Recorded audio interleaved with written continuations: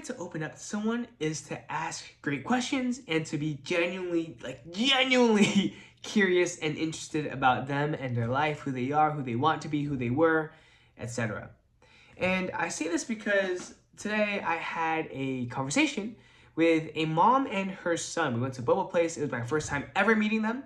The guy didn't want to go in the first place, but his mom pushed him to go, and he's like, all right, fine. So he ended up going.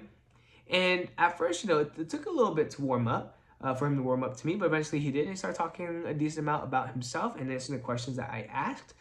And I realized it is such an incredibly valuable skill to be able to have someone open up to you, to have someone talk about their ambitions, to have someone talk to you about their childhood, to talk about who they were, who they are, and who they want to be, and everything in between, and their interests, and what makes them interested in those things, and what they look for in the future.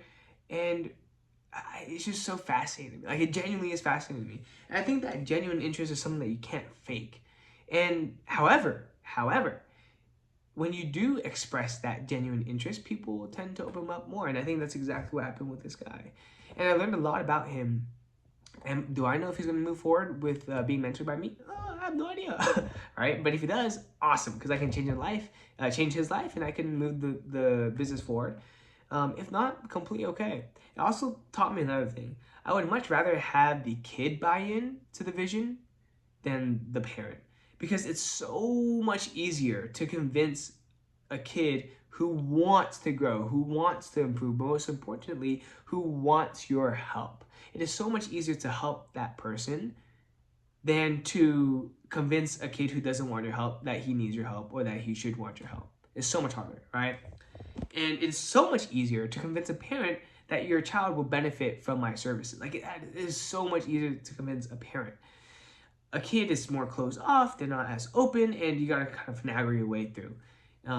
It takes a lot longer, which I'm completely okay with, to be honest, because that means less competition for me. And also because I genuinely enjoy doing this. There's no other college counselor, there's no other person that would be willing to go out on a Saturday, like late afternoon at 5 p.m. at a boba store to talk to a kid and his mom about himself.